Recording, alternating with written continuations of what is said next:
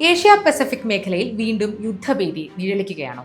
പശ്ചിമേഷ്യയിൽ മാത്രമല്ല കിഴക്കൻ ഏഷ്യയിലും കാര്യങ്ങൾ സംഘർഷാവസ്ഥയിലേക്ക് നീങ്ങുകയാണ് എന്നതാണ് റിപ്പോർട്ട്.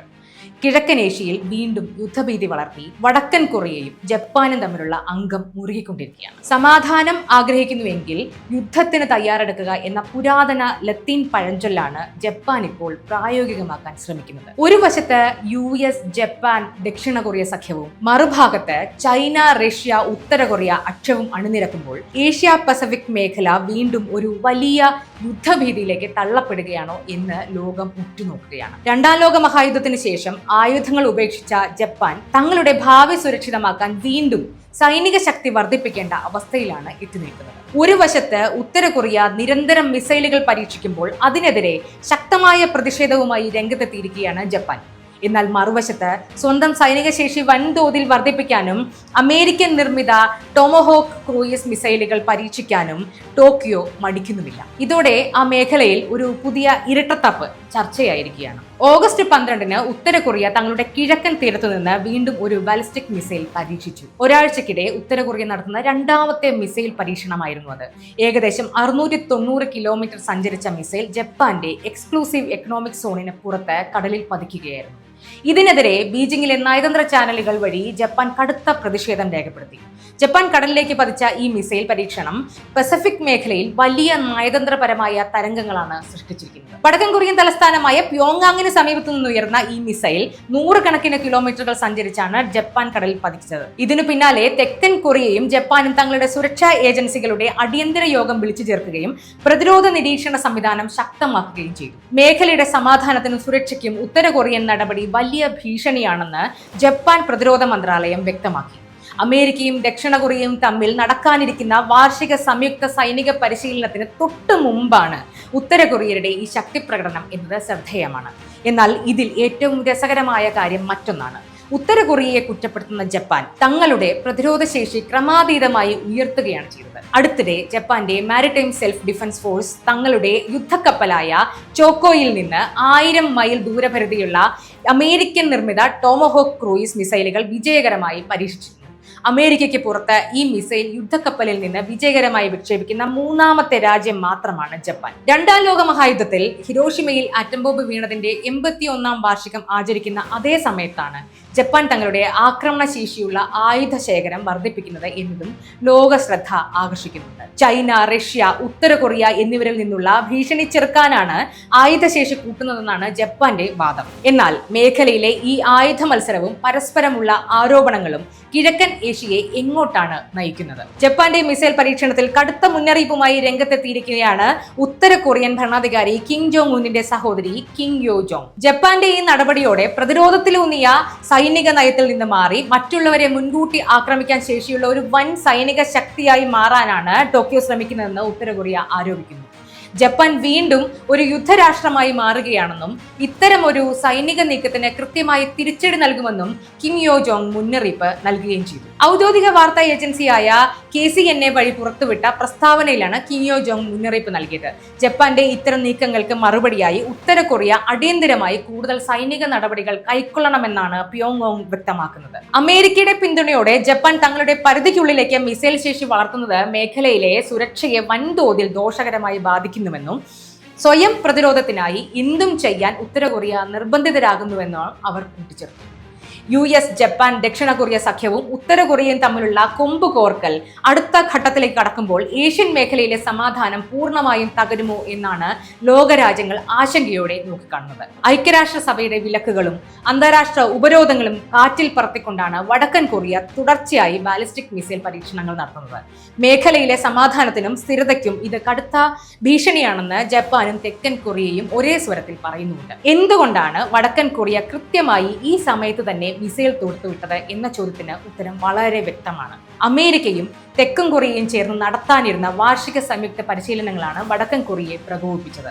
തങ്ങളുടെ അതിർത്തിക്കടുത്ത് ആയിരക്കണക്കിന് അമേരിക്കൻ, തെക്കൻ കൊറിയൻ സൈനികർ അണിനിരക്കുന്നതും അത്യാധുനിക വിമാനവാഹിനി കപ്പലുകളും യുദ്ധവിമാനങ്ങളും അഭ്യാസ പ്രകടനങ്ങളിൽ പങ്കാളികളാകുന്നതും വടക്കൻ കൊറിയൻ ഭരണകൂടം വളരെ ഭയത്തോടെയാണ് കാണുന്നത്. ഈ സൈനിക അഭ്യാസങ്ങളെ വെറും ഒരു പരിശീലനമായിട്ടല്ല, മറിച്ച് തങ്ങൾക്കെതിരെയുള്ള നേരിട്ടുള്ള അധിനിവേശത്തിനുള്ള തയ്യാറെടുപ്പായിട്ടാണ് കിം ജോങ് ഉൻ വിലയിരുത്തുന്നത്. അതിനാൽ ഏത് ഘട്ടത്തിലും തിരിച്ചടിക്കാൻ തങ്ങൾ സജ്ജരാണെന്ന് അമേരിക്കയ്ക്കും തെക്കൻ കൊറിയയ്ക്കും മുന്നറിയിപ്പ് നൽകുക എന്ന ലക്ഷ്യത്തോടെയാണ് ഈ ബാലിസ്റ്റിക് മിസൈൽ പരീക്ഷണം. ഈ സാഹചര്യത്തിലാണ് അമേരിക്കൻ പ്രസിഡന്റ് ഡൊണാൾഡ് ട്രംപിന്റെയും ട്രംപ് ഭരണകൂടത്തിന്റെയും കടുത്ത ഭാഷയിലുള്ള പ്രതികരണങ്ങൾ പ്രാധാന്യം അർഹിക്കുന്നത്.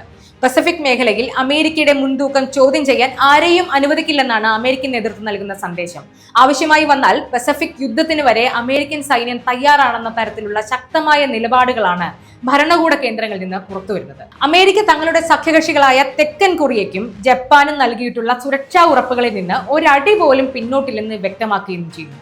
എന്നാൽ ട്രംപിന്റെ ഇത്തരം കടുത്ത വാക്കുകളും പസഫിക്കിലെ അമേരിക്കൻ സൈനിക വിന്യാസവും പ്രശ്നങ്ങൾ ലഘൂകരിക്കുന്നതിന് പകരം കൊറിയൻ ഉപദ്വീപിലെ യുദ്ധസാധ്യത വർദ്ധിപ്പിക്കുകയാണെന്നാണ് ഒരു വിഭാഗം അന്താരാഷ്ട്ര നിരീക്ഷകർ വിലയിരുത്തുന്നത്. കൊറിയൻ ഉപദ്വീപിലെ ഈ സംഘർഷം വെറും ഒരു പ്രാദേശിക തർക്കമല്ല. റഷ്യ, ചൈന, അമേരിക്ക എന്നീ വൻ ശക്തികൾ ഉൾപ്പെടുന്ന വലിയൊരു അന്താരാഷ്ട്ര വിഷയമായി ഇത് ഇതിനോടകം മാറിക്കഴിഞ്ഞു. അടുത്ത കാലത്തായി വടക്കൻ കൊറിയ റഷ്യയുമായി കൈകോർക്കുന്ന കാഴ്ചയാണ് ലോകം കണ്ടത്. ഉക്രൈൻ യുദ്ധ പശ്ചാത്തലത്തിൽ റഷ്യയ്ക്ക് വടക്കൻ കൊറിയ നൽകുന്ന പിന്തുണയും പകരം വടക്കൻ കൊറിയയ്ക്ക് ലഭിക്കുന്ന സാങ്കേതിക സൈനിക സഹായങ്ങളും കിം ജോങ് ഉന്നിന് വലിയ ധൈര്യമാണ് നൽകുന്നത്. പരമ്പരാഗതമായി പ്രതിരോധത്തിലൂന്നിയ സൈനിക നയം മാറ്റിയെഴുതാൻ ജപ്പാനെ പ്രേരിപ്പിക്കുന്നതിൽ ഒരു പ്രധാന കാര്യം തന്നെ വടക്കൻ കൊറിയയുടെ ഈ വിട്ടുവീഴ്ചയില്ലാത്ത മിസൈൽ നീക്കങ്ങളാണ്. വടക്കൻ കൊറിയ തങ്ങളുടെ ആണവായുധ സാങ്കേതിക വിദ്യയും ദീർഘദൂര ബാലിസ്റ്റിക് മിസൈലുകളും കൂടുതൽ വികസിപ്പിച്ചുകൊണ്ടിരിക്കുകയാണ്.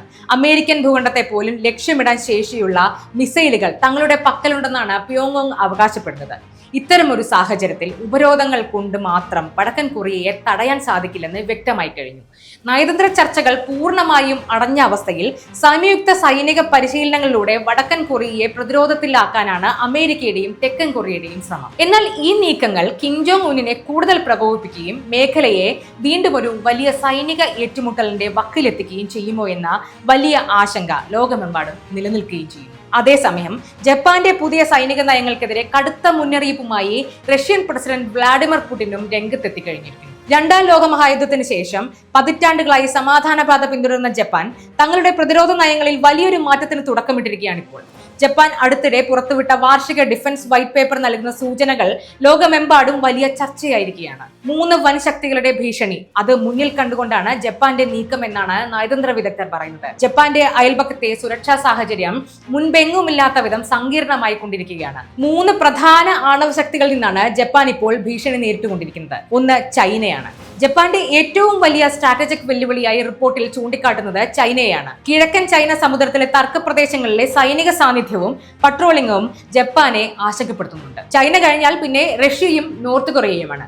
റഷ്യയും ചൈനയും സംയുക്തമായി നടത്തുന്ന സൈനിക അഭ്യാസങ്ങളും നോർത്ത് കൊറിയയുടെ തുടർച്ചയായ ബാലിസ്റ്റിക് ഹൈപ്പർസോണിക് മിസൈൽ പരീക്ഷണങ്ങളും ഭീഷണിയുടെ ആഘാതം വർദ്ധിപ്പിക്കുന്നുമുണ്ട്. ഈ 3 രാജ്യങ്ങളുടെയും സൈനിക സഹകരണം ജപ്പാന്റെ സുരക്ഷയ്ക്ക് വലിയൊരു ചോദ്യചിഹ്നമായി മാറിയിരിക്കുന്നു. ഉക്രൈൻ വെസ്റ്റ് ഏഷ്യൻ യുദ്ധങ്ങളിൽ നിന്ന് ജപ്പാൻ മനസ്സിലാക്കിയ പ്രധാന പാഠം വലിയ തുക മുടക്കുന്ന ടാങ്കറുകളെക്കാളും പരമ്പരാഗത ആയുധങ്ങളെക്കാളും പ്രഹരശേഷി കുറഞ്ഞ ചെലവിൽ നിർമ്മിക്കുന്ന ഡ്രോണുകൾക്കും ആർട്ടിഫിഷ്യൽ ഇന്റലിജൻസ് അതായത് എഐക്കും ഉണ്ട് എന്നതാണ്. യുദ്ധങ്ങൾ ആഴ്ചകൾ കൊണ്ട് അവസാനിക്കില്ലെന്നും വർഷങ്ങളോളം നീണ്ടു നിൽക്കാമെന്നും മനസ്സിലാക്കി സമാധാന കാലത്ത് തന്നെ ആവശ്യത്തിന് ആയുധ ശേഖരവും ഇൻഡസ്ട്രിയൽ കപ്പാസിറ്റിയും നിലനിർത്താൻ ജപ്പാൻ തീരുമാനിച്ചിരിക്കുകയാണ്. സമാധാനപരമായ ഭരണഘടനയിൽ നിന്ന് മാറി പ്രതിരോധ ശേഷി വർദ്ധിപ്പിക്കാൻ ജപ്പാൻ സ്വീകരിച്ച നടപടികൾ എന്തൊക്കെയാണെന്ന് നമുക്ക് നോക്കാം. ഒന്നാമത്തേത് GDP വിഹിതമാണ്. പ്രതിരോധ ബജറ്റ് GDPയുടെ 2% ഉയർത്തിയാണ് ജപ്പാൻ ആ മാറ്റം വരുത്തിയത്. പ്രതിരോധ ചെലവുകൾ GDPയുടെ 2% ഉയർത്താനും ഭരണഘടനയിലെ ആർട്ടിക്കിൾ 9 ഭേദഗതി ചെയ്ത് സൈനിക ശേഷി പരസ്യമായി വർദ്ധിപ്പിക്കാനും ടോക്കിയോ തയ്യാറെടുക്കുകയാണ്. രണ്ടാമത്തേത് തിരിച്ചടി ശേഷി, അതായത് കൗണ്ടർ സ്ട്രൈക്ക് കേപ്പബിലിറ്റിയുള്ള ആക്രമിക്കപ്പെട്ടാൽ തിരിച്ചടിക്കാൻ ശേഷിയുള്ള അമേരിക്കൻ നിർമ്മിത ടോമോഹാക്ക് മിസൈലുകൾ പരീക്ഷിക്കുകയാണ്. മൂന്നാമത്തേത് സംയുക്ത കമാൻഡ് രൂപീകരിക്കുകയായിരുന്നു. കര, നാവിക, വ്യോമസേനകളെ ഏകോപിപ്പിക്കാൻ ജോയിന്റ് ഓപ്പറേഷൻസ് കമാൻഡ് രൂപീകരിച്ചു. പിന്നീട് ആയുധ കയറ്റുമതി, പിന്നെ സുരക്ഷാ സഖ്യങ്ങൾ. ഓസ്ട്രേലിയ ഉൾപ്പെടെയുള്ള പങ്കാളിത്ത രാജ്യങ്ങളിലേക്ക് അത്യാധുനിക യുദ്ധക്കപ്പലുകൾ കയറ്റുമതി ചെയ്യാനും പുതിയ സുരക്ഷാ കരാറുകളിൽ ഏർപ്പെടാനും നീക്കം നടത്തുന്നുണ്ട് ജപ്പാൻ. സൈനിക ബജറ്റ് വലിയ തോതിൽ വർദ്ധിപ്പിക്കുമ്പോൾ ജപ്പാന് മുന്നിൽ നിൽക്കുന്ന ഏറ്റവും വലിയ പ്രതിസന്ധി പണമാണ്. ലോകത്തിൽ തന്നെ ഏറ്റവും ഉയർന്ന പൊതു കടബാധ്യതയുള്ള രാജ്യങ്ങളിൽ ഒന്നാണ് ജപ്പാൻ. വയോജനങ്ങളുടെ പെൻഷൻ, ആരോഗ്യ സംരക്ഷണം, മറ്റ് അടിസ്ഥാന വികസനങ്ങൾ എന്നിവയ്ക്ക് വലിയ തുക ആവശ്യമായിരിക്കെ പ്രതിരോധത്തിനായി ഇത്രയും തുക കണ്ടെത്തുന്നത് രാജ്യത്തിന്റെ സമ്പദ് വ്യവസ്ഥയ്ക്ക് വൻ വെല്ലുവിളിയായിരിക്കും. സമീപകാലത്തായി ഏഷ്യ പസഫിക് മേഖലയിലെ സാഹചര്യങ്ങൾ കൂടുതൽ സങ്കീർണമായിക്കൊണ്ടേയിരിക്കുകയാണ്. ജപ്പാന്റെ പുതിയ പ്രതിരോധ വൈറ്റ് പേപ്പറിൽ റഷ്യയെയും ഒരു പ്രധാന സുരക്ഷാ ഭീഷണിയായി തരംതിരിച്ചിട്ടുണ്ട്. ജപ്പാനെതിരെ റഷ്യയും രംഗത്തെത്തിയിരിക്കുകയാണിപ്പോൾ. ഉക്രൈൻ വിഷയം ചൂണ്ടിക്കാട്ടി യാതൊരു പ്രകോപനവുമില്ലാതെ ജപ്പാൻ റഷ്യക്കെതിരെ ഉപരോധങ്ങൾ ഏർപ്പെടുത്തിയെന്നാണ് വ്ളാഡിമിർ പുടിൻ ആരോപിക്കുന്നത്. നാറ്റോയുടെ സ്വാധീനം ഏഷ്യ പസഫിക്കിലേക്ക് കൂടുതൽ വ്യാപിപ്പിക്കുന്നതിലും റഷ്യ കടുത്ത ആശങ്ക പ്രകടിപ്പിക്കുന്നുണ്ട്. ഓക്കസ്, ക്വാഡ് തുടങ്ങിയ സഖ്യങ്ങളിലൂടെയും പുതിയ ആയുധ സംവിധാനങ്ങൾ വിന്യസിക്കുന്നതിലൂടെയും മേഖലയിൽ സുരക്ഷാ ഭീഷണി വർദ്ധിക്കുകയാണെന്ന് റഷ്യൻ സൈനിക നേതൃത്വം മുന്നറിയിപ്പ് നൽകിയിട്ടുണ്ട്.